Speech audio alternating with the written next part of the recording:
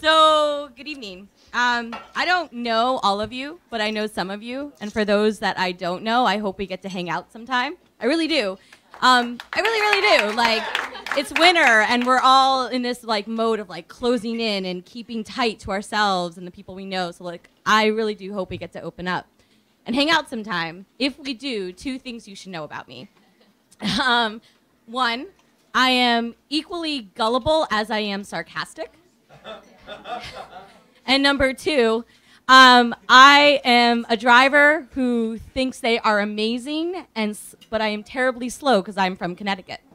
So now that you know this about me, here we go. When I learned how to drive, I went to driving school, like most people do, and Phil's Driving School of East Haven, Connecticut. It's a stellar school. I highly recommend it.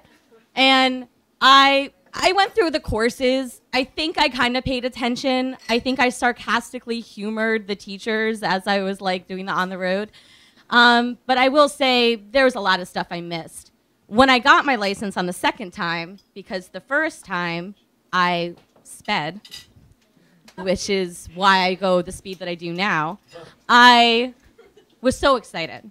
So beyond the moon excited. For a kid who's from the burbs, when you get your license that first time, that's like your taste of freedom. You can do anything. You can go to Chili's on your own. Like, the world is yours. And I took my friends to Wendy's because it was across the street from Burger King, and Burger King, So we went to Wendy's, and we got takeout, and we get in my mom's Taurus Subaru station wagon, and I start to back up, and I don't know. There were probably mirrors I could have checked. Well, who knows? I don't know. But I hit something. And at that moment, I kind of looked out my side view mirror, and I saw, oh, man, I dinged an ambulance. And it was parked, and I was like, well, that shouldn't be parked there. Like, why would you do that? Why? So because I was half paying attention sarcastically at Phil's Driving School of East Haven, Connecticut, I did this. I simply waved out my window, pulled away, and drove out of the parking lot. So imagine the shock and awe that my mom experienced, and plus my father, when, you know, the police showed up at their front door, as my friends and I were joyfully eating our Wendy's takeout. I don't know why I wasn't shocked. I just was like, oh, that's a thing you do? Like, you stop? I just really didn't know. So, you know, my driving, like my terror on the road continued for some time. I think my next best favorite driving story of why I don't even know why I did this. My dad had just gotten some work done in his car, so he had to go to the dealership. So we thought, oh, my daughter just got her license. Like, look, I'll take her along to follow me back when I get my car, right? So we go on over to the dealership. We pick up his brand new car, like looking good.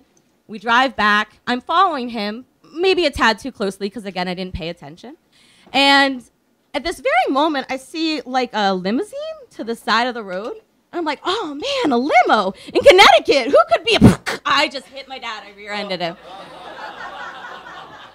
In that moment, I was in shock because how could that have happened? I mean, seriously, there was a limo. It just happened so quick. So when the cop came by, who just happened to be near the scene of the crime, because not that much happens in Connecticut, my dad had to explain, oh, no, that's my daughter. My daughter just rear-ended me. So I think over the course, I guess I set this all up to say, like, over the course of maybe, like, age 16 to about 21, there was just accident after accident after accident. It just didn't stop. And at no point did my parents take away my keys because my parents love me. So the shock just was exchanged back and forth, back and forth. When I would come home, oh, yeah, I hit something else. And they were like, ah, and I was like, eh. And they were like, what are we going to do? And I was like, I'm going to go watch TV. So I say all this because it's amazing how the things we remember, like that we really internalize. I look back at that now, I remember it so vividly. And I think that really shaped who I am as a driver. I don't actually drive in the city. And luckily, Zipcar does not ask you if you've ever hit a parked ambulance. They don't ask you if you hit your own dad. either in the car or not in the car. They just don't ask you that. So I don't drive, and I'm happy to not drive, but I have this like shaped view of things. So I guess the shock really comes when I go home and I talk to my parents about these experiences, and they have no recollection. It's like a blank slate. It's like that guy from Memento. They didn't even carve it in their arm, like 1 accident, 2 accident, 3 accident, 4. We give up, our insurance is so high. Oi, nothing. So I just say like this all because I'm amazed that I can be so shocked. My parents can be so calm. I can be so gullible, yet I can be so sarcastic. I think we play a lot of dual roles. And yeah, I just will continue to be grateful that I can still drive. And now you guys know, so look out.